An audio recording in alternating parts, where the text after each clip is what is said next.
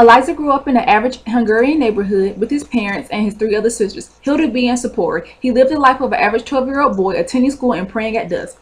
Until one day in 1944 when the Germans came. Eventually 2 ghettos were set up in Sighet, and they were forced to live in barbed wire ghettos. Life was getting back to normal until his father was informed that they were getting deported.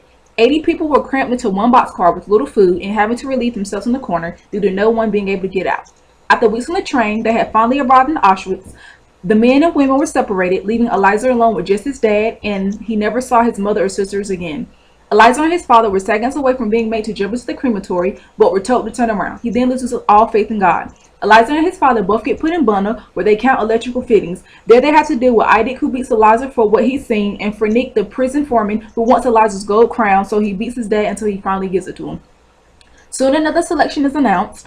Eliezer is chose to work at another unit, but his father was considered too weak to work and was to be executed. But then a miracle happens. A second selection is done, and his father makes it.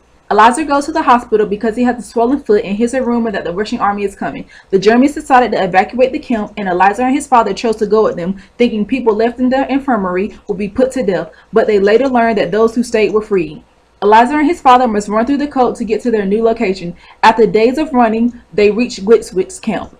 There they have another selection where his father is chosen to die, but they sneak over to the side where the selected prisoners are.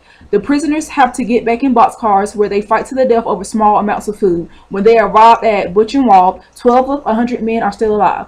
Eliezer's father gets dynasty and is sent to the crematory where he dies. Eliezer isn't saddened by this, but is relieved. Since the American army was approaching, the Nazis decided to annihilate all the Jews left in the camp. Before they can kill everyone on April 11th, the American armies arrive at Buchenwald, freeing all the prisoners.